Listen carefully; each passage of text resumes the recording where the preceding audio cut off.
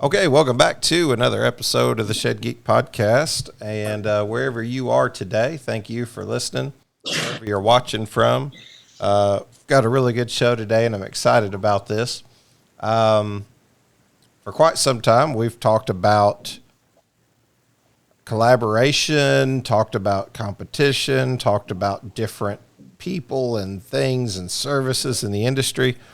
And I'll tell you guys what I was talking to the guest about today, and that was really how God had put on my heart to really focus on content creation and good content creation for the show.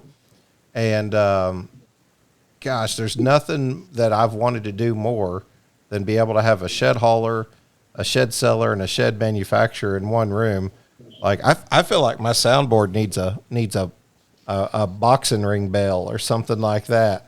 But in reality, we wanted to bring the guys on today because even though they hold more hats than one of those and probably have several or all of those over the years, these are guys that are familiar voices to the show and faces to the show, and just wanted to bring them in and hash it out and have that conversation. And who knows, maybe we'll do more of this.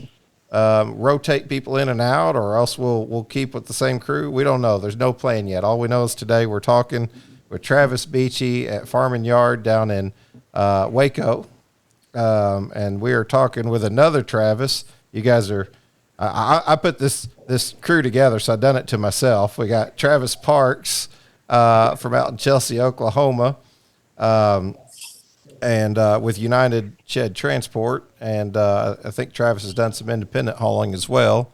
And then we've got Tyler Mayhan, which a lot of you guys know from Better Built Barns. He also writes articles in the Shed Builder magazine regularly, and you've probably read quite a bit of his stuff. So, guys, welcome to the show. Or I should say welcome. Thank you. Good to be here. Welcome back to the show for all of you. So, Appreciate it. So, this is It's always great to be here. Appreciate that, man. Well, you guys are always big encouragers for me. Talk to all of you either through texting or messenger or something, and it's always nice to stay communicated with guests and previous guests and people in the industry. And you guys have got a pretty good pulse on what you're doing, so I just figure we'll start there. We'll just get into it, and you guys don't. You just feel free to take the mic and be glad to hear your thoughts on some different things. But I'll tell you what, let's start with the Facebook questions. I put it out there on Facebook, and I'm always going to make sure that the Facebook guys get their due if they're willing to participate and ask questions. And the question was, assuming you had a shed hauler and a shed sales professional and a shed manufacturer all in one room, what questions would you like to ask? What topics would you like to see discussed? And we had a couple of questions come in, so I'll start right at the top. We're not, there's advertising on the show, but we're not doing this for promotion. We're doing this because these guys answered the questions. Joe Scarpetta. Joe was just on with Shedverse, and Joe said, what software are they using to communicate, to delegate tasks, and schedule? So obviously Joe's coming from this from a tech perspective. He owns, or is associated with a tech technology that's sort of servicing the industry. So what would you guys say, and maybe we can elaborate on that, but from a software perspective, what do you guys see and where are areas that we can like come together between the three different departments there? Here at Better Barns, Shannon, we're just a small operation here. We were one of the first to sign up with Shed Suite. And we have really liked Jason and his team there, and they have taken very good care of us. There are some newer technologies on the market that look good. They've got a lot of good options. I think there's probably so many options at this point on the market that there's surely something that works for everybody. But for us, Shed Suite has met the need to communicate between sales, manufacturing, and the driver just as simply as anything I can imagine. Tyler, do you feel like... I love Go ahead, Travis. Go ahead. Oh, I was just gonna say I love what Jason Graber is doing with Shed Suite. Good product. Looking to grow your shed business this year? Say goodbye to the struggle of day-to-day management. Shed Suite has you covered. With Shed Suite, you'll get access to a full e-commerce suite for your shed business. That includes customizable dealer websites, real-time inventory management, streamlined quote and order flow, and robust analytics and reporting. What's more, Shed Suite was designed specifically for shed manufacturers and dealers by experienced shed builders just like you. With low-cost merchant accounts and integrated payments, Shed Suite makes selling sheds a total breeze. Ready to get started? Our team is excited to help you grow your shed business through 2023 and beyond. If you're looking to scale up and automate your shed business, book a demo now at shedsuite.com. Are you coming to this year's Shed Builder Expo at the Knoxville Convention Center on September 27th and 28th? If so, be sure to stop by the Shed Suite booth and meet our friendly team and get an in-person demo of the Shed Suite platform. And don't forget to enter to win some incredible giveaways. We'll see you there. Yeah, Tyler, do you feel like that, using that system or any system, you feel like that increases communication on all fronts? If we're looking at this as a, Army, Navy, Marines kind of thing, but all serve in one military, do those programs add, for those that are the people that are on the hook or on the fence rather, kind of trying to figure out, hey, should I go with something? If so, what should I go with? Do you feel like it increases communication between all three functions there? No question. Shannon, I've been with Better Barns for 20 years. So I remember when we graduated to the PDF rather than the handwritten sales form, right? And then you had to, there was a driver that had a physical file and a physical file cabinet, and you stuck it in there, and he had to come in and find his file in his file cabinet. And I remember when we graduated to using a cloud-based filing system that we could do electronic filing of our new PDFs, and we were so excited, But to me, there's no comparison to the way it just seamlessly communicates to all three departments the appropriate things at the appropriate times. It has made, for our small operation, it's made a world of difference. And I can imagine a bigger operation trying to operate without something like it. Okay, perfect. So with us being on more the retail side, sales retail side of the industry and not actually in manufacturing, we work with a couple different softwares with the different programs that our manufacturers use. So the Shed app is one of them that we use, which is fantastic. The team over there is wonderful. And then with our partnership with Leland's, they have their own in-house software system called Shed Cloud that we use. And then we're still using some PDF type of stuff for some of our playset sales and some of our chicken coop sales and stuff like that. So I've been on the hunt. I've not found this software yet, but there's not really a software out there for the retail side for someone that just wants to do retail to be able to have everything, to take all these different products, because we have 6 to 7 different products that we offer, and to be able to have them all flow through one system. So sometimes it feels like we're just, chasing our tails sometimes, and it's a little bit discombobulated. When we want to sell something, we kind of go here, we kind of go there. And so, we're kind of a niche still. I don't know that there's enough of us out there that someone wants to spend the money to create that. But if anybody's listening and has the urge to create that software, I'm happy to sit down and chat with you and tell you what we want if you want to build it. Yeah, for sure. Definitely. There's been an emergence of just technology over the last few years that we've seen in the industry. And I think that signals growth. I think it signals maturing of the industry. And it's not just, that takes time. I don't know, for anybody who's built, out of technology, you understand time and money, and it's imperfect. And Apple, I think they said, was like the first $1 trillion corporation, and you're still seeing glitches. I have an iPhone and it still has problems. And, trying to be forgiving of those different things as people get better and try to serve better over time. I'm impressed with each and every one of them that's putting that foot forward, and kudos to them, for trying to do that. So, Joe, thanks for that question. Thanks for that question. Let's see here. Josh Schwartzentruber said, for those few builders who build sheds without floor joist, no 2x4s underneath to hook a mule fork onto, and a 4x6 runner 8 foot apart. Question would be, why put these sheds out there that's not easily moved with a high, with a mule and a trailer? What's you guys' thoughts on that? All of you have been around. Travis Parks, you've hauled before, kind of the struggle of that, and Tyler, you understand from a manufacturing perspective. I guess what he's asking, should everything kind of be focused on the equipment that we currently have, or what approach do you take as a manufacturer there?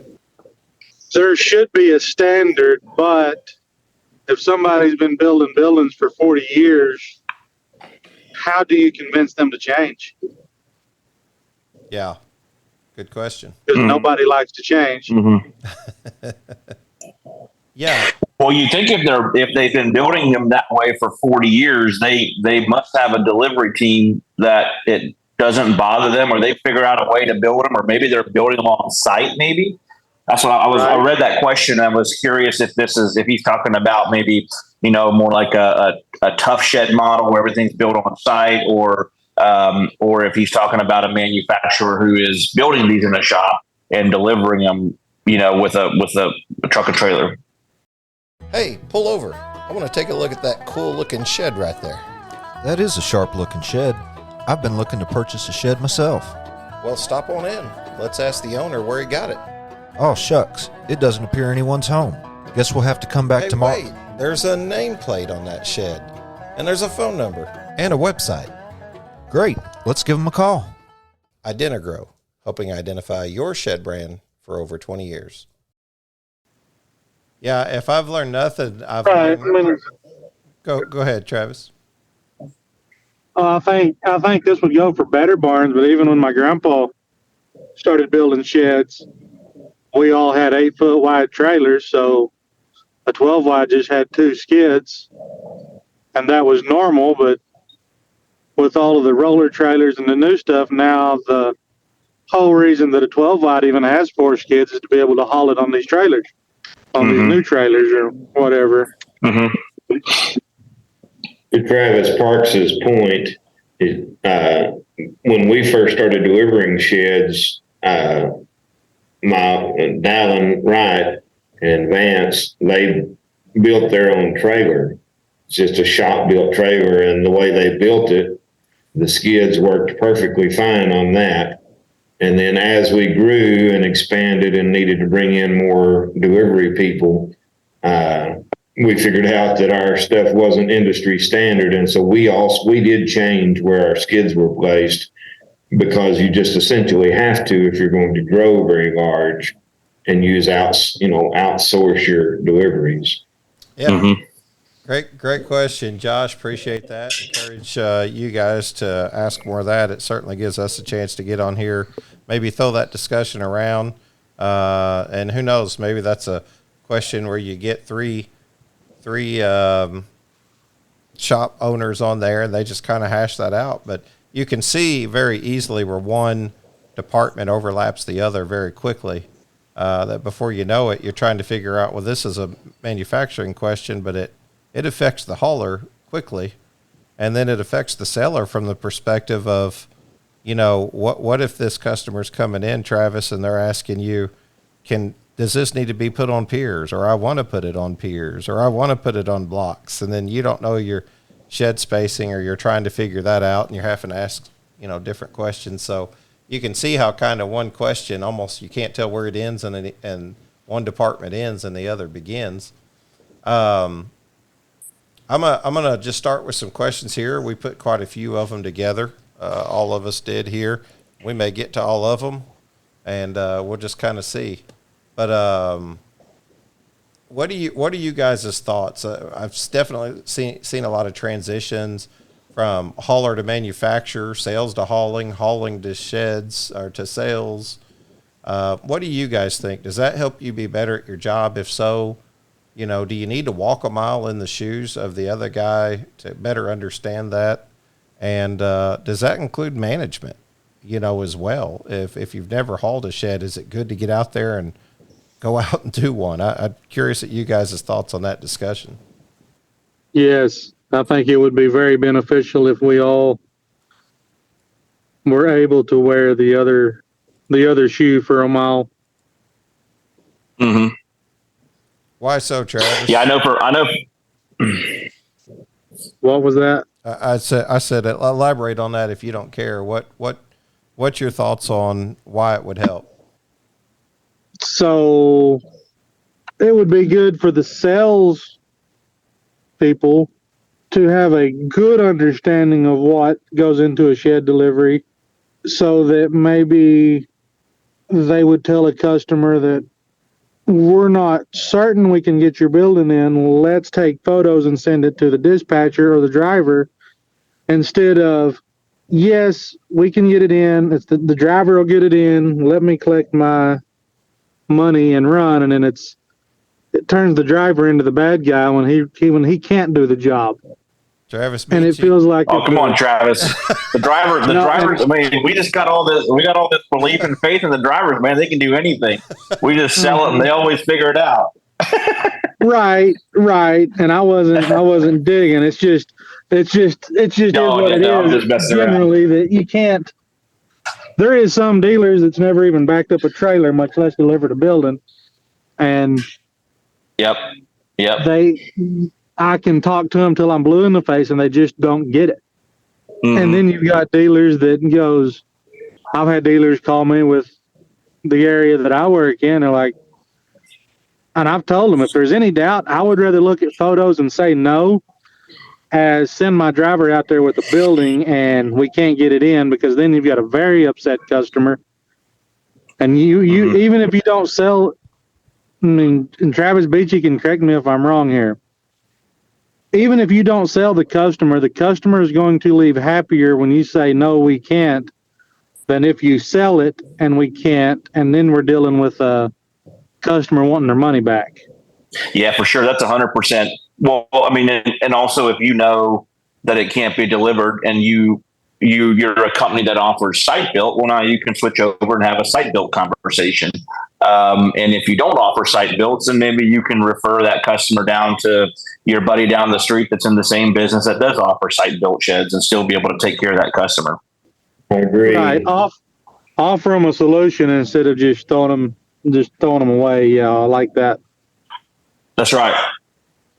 I will say, when I first started, I was just a builder, and then I did in the early days go on some deliveries as well.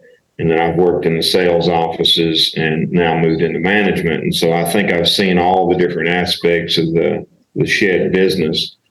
And whenever I deal with customers or when I deal with coworkers, it helps me to understand the way they feel in their role. Yep. And then, as a customer myself, I have purchased things like a storm shelter here in Oklahoma that we sell, but we don't manufacture. And I can tell you even though I'm in the industry, I was so frustrated by the lack of communication. I ordered this storm shelter, and it was weeks that I never heard anything. And I'm calling them, trying to find out what's going on. And so, I think my experience in the industry helps me understand some of that weakness and the lack of communication all the way through the industry between the departments, and then expanded into with the customer. And I think being able to have been a part of each of those things helps me to care a little bit more about how the other guys feel, because I've been there and done that. And so I do think it would be very helpful. We encourage our people in sales to come out to the manufacturing plant and at least watch what's going on. see some of what's going on. We don't make them build a building, and it's probably a good idea because it might be kind of hard to sell a sales guy's building, right? Yeah. Shoot. That's a vocal uppercut if I ever saw one in my life. We're staggering. Yeah, the sales team's staggering a little bit, but we'll bounce back. We'll bounce back. Travis Beachy's legs are out. His legs are out. He's like, no, I got to make a comeback. That's right. That's right. Travis, you put some thoughts into this. You said, how can we set up departments around us for success, and not only success, but in their jobs, but success in the overall customer experience. What's your thoughts on that? Where are you going with that? That thought. Yeah. So, that thought actually comes from my dad. So growing up in my dad's business doing custom homes in Columbus, Ohio, my dad was very adamant about, when you think about a custom home, there's a lot of people that are going to come after you. There's going to be the plumbers, the electricians, the drywallers, the insulators, the trim guys, the cabinet guys, the countertop. So he always taught us to think about the guys coming after you and do your job that makes their job easier. And I've never forgot that. And that's how we operate here at Farm and Yard. We try to think about the drivers. We try to think about the shop. Now we like to sell stuff, so we're always trying to get the shop to do stuff that they might not want to do. But we always try to think about what's next and what the experience is going to be like for the customer, and try to set up the next department in the chain for success, to be able to have that overall customer experience be pleasant and be something to where they'll talk to their neighbors about. So it's just Travis Parks and I talked about it. It's just setting taking pictures, going out and doing site checks for us as the sales team, trying to do as many site checks as we can. If you can get out of the office, go out and measure stuff, take pictures, send that to manufacturing. For us, what that means on a practical level with the shop is doing a great job with our drawing. So door placement, window placement, making sure the order is legible, making sure that everything is, now with technology that definitely helps, some of that. You don't have to worry about bad handwriting as much now with some of this technology we were talking about earlier, and with 3D builders, that really helps a lot. But just clearly communicating. So, salespeople can really be the bottleneck sometimes, because they're the ones that are talking to the customer and they're getting all the wants and the needs from the customer. And if that stuff is not properly transferred to the shop, well, now the shop is working in the dark. And if that information is not properly transferred to the delivery team, well, now they're working in the dark. And that was all because the salesperson didn't properly communicate with the next people in the chain. And so, and then, I'm going to razz on salespeople a little bit, but salespeople like to complain then about the bad customer experience, when in reality, they could have done a better job to set up the other people for success, like the shop, like the delivery team, like the rent to own company, to be able to really knock that customer experience out of the park. Good stuff. Is your current sales and inventory management system complicated and frustrating? Are you tired of juggling multiple systems to keep track of your business? Those challenges are a thing of the past with a dealer management system powered by RTO National. With the DMS, you can easily process any type of sale with just a few clicks. Leave messy paperwork in the past and welcome in streamlined processes. The intuitive e-commerce links allows customers to browse and shop your inventory anytime, anywhere. Track transportation, payments, and contracts efficiently using our unparalleled service request management and transportation tracking tools. Detailed reporting within the system allows you to track every sale and payment, helping you make data-backed decisions to grow your business. Revolutionize your current workflow with the dealer management system. Explore the user-friendly interface and experience the DMS firsthand by scanning the QR code or emailing us at contactus@rtonational.com to request a demo. Yeah, for sure. Those are definitely, I think about your chain there of what your dad taught you. My dad would always say, what good does it do to come over here and get ready to work without your tools? it doesn't really make any sense because you're going to have to get up and go back and so he was very much from a foundation perspective. An ounce of prevention's worth a pound of cure. Spend as much time as you need now to avoid problems later. And I think that if you can do that, with the different departments, that's the common denominator, that it doesn't matter what kind of business model you have in the shed industry. There's common denominators we could all agree upon to try and make for a better customer experience. The customer's the hero in the story here, right? The customer's purchasing what we're selling. Yep. So the customer's the hero, whether it be the manufacturer building what they want, the salesperson being able to have the product knowledge and information to do it, or the hauler being able to accomplish the task of sometimes some very challenging deliveries, to say the least. This is something I feel like we could really elaborate on.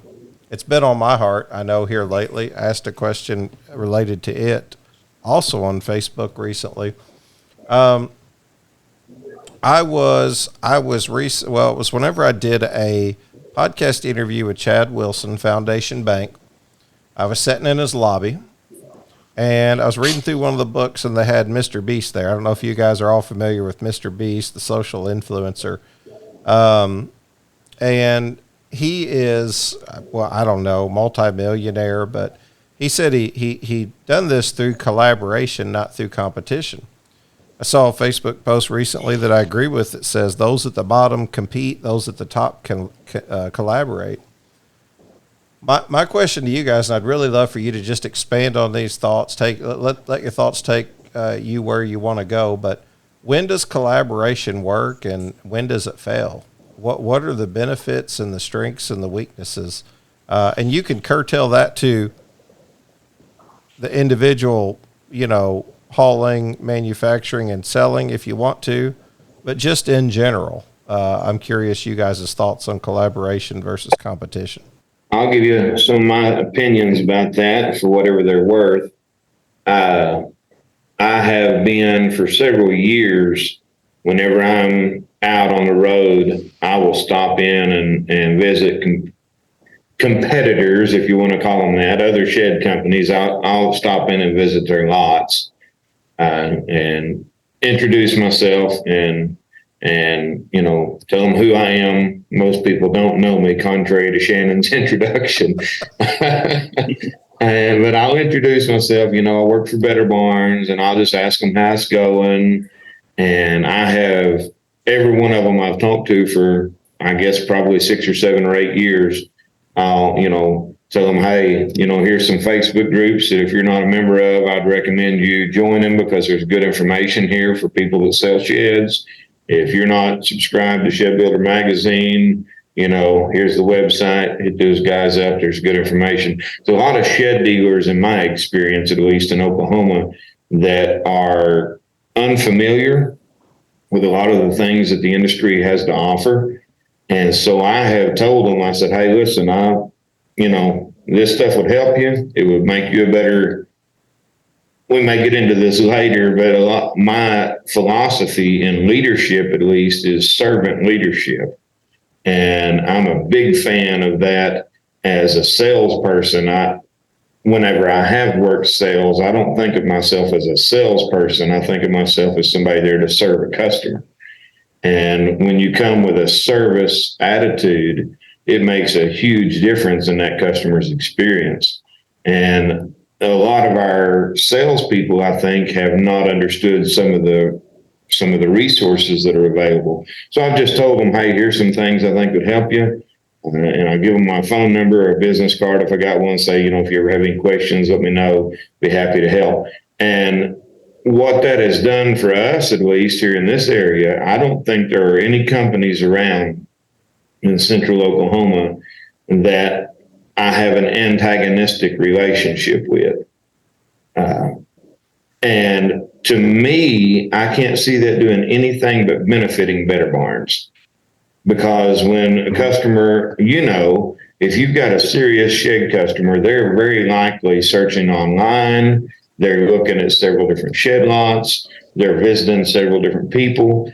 And when I went to places to buy stuff and the person sitting across from me was negative and tearing people down, it makes me leave. I'm not going to buy from that person. And so I have, this is a funny story. I don't mind to share on the podcast, but my own dad was trying to buy a storage building a few years ago. And it was during the time when lumber had shot up dramatically, and we're a small company. We didn't have the cash reserves to just sit on our prices. So we went up on prices, and we were dramatically higher than everybody around. And so my dad, looking for a shed, and now my shed is like $1,500 to $2,000 more expensive than the guy down the road. It's the same shed. I'd like to say it's a lot better shed, but it's the same kind of shed. And so he ended up buying from another company. And I told him, I said, Dad, these guys over here, they're people of integrity. I trust them. They'll take good care of you. And so in my dad's front yard is a storage building that it was not built by me. But that's okay with me because I cared more about my dad getting the deal he needed than even my own. I lost you guys there for a second. Am I back? Yeah, we had you the whole time. Yep, there you are. I was right in the middle of, I was wound up and preaching too. Sorry. Yeah. So anyway, I think the whole idea of caring more about the customer and caring more, even if that means them talking to another shed dealer that may have the better option for them today. And I didn't enjoy it that day when I lost that sale, but I think overall I have been happy with the results because those people are my friends, right? We're not enemies. We're in the same business. I've been out on location and needed some more material and went by another shop and grabbed some material that I needed. I paid them for it, obviously. They just donate it, but we have a good relationship. And to me, that is far more valuable than selling one storage building. 100%. That's a beautiful story. Hello, Shed Builder. Midco is celebrating its 15th year serving you, the Shed Builder, and we couldn't be more excited about serving you in 2023. What started as an opportunity to serve you with top quality steel and fiberglass doors has developed into an opportunity to serve you with many products. Midco offers pre-hung, slab, and overhead garage and roll-up doors, vinyl windows, aluminum shed and playhouse windows, several hardware items such as anchors, coil nails, T-hinges, drip edge, Z-bar, hurricane straps, T-handles, barrel bolts, D-handles, and louvered vents, and more. Plus, they have an accessory line of products like board and batten molded shutters, flower boxes, diamond plate ramps, and Mr. Cool mini splits. Thank you, Shed Builder, for 15 years of serving your shed brand. We look forward to 15 more. To receive information on these products and more, call 270-247-7447 or visit midcoproducts.com. Midco Building Products, trusted American craftsmanship. Yeah, that's well, and you even said a few things in there, being able to go by and whenever you're short on material and get that material.